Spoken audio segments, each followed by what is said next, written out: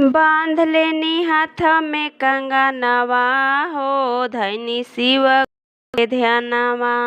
बांध लेनी हाथ में कंगनवा हो, धैनी शिव गुरु के ध्यानवा। धैनी ध्यानवा हो, धैनी ध्यानवा।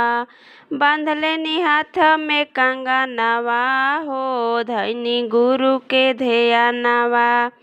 अरे सोने के आसन, सोने के सिंहासन, चरण पखारब हम अंगनवा हो, धैनी शिव गुरु के ध्यानवा। चरण पखारब हम अंगनवा हो, धैनी शिव गुरु के ध्यानवा। अरे कंचन थाल कपूर के बाती, आरती उतारब हम अंगनवा हो, धैनी गुरु के ध्यानवा।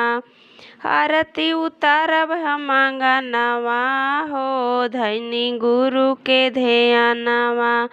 सोने के थरियावा में 56 रंग भोजनवा, अरे भोगवा लगाइब हम अंगनवा हो, शिव गुरु धैनी ध्यानवा।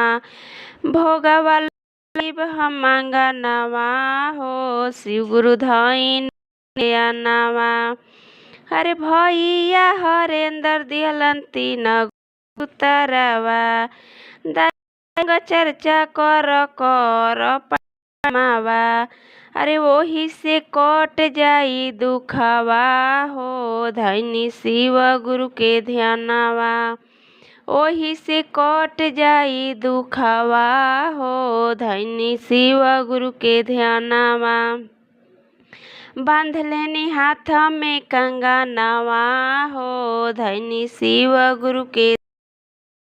अगर आपको ये गीत अच्छा लगे तो लाइक और सब्सक्राइब जरूर करें और कमेंट करना ना भूलें।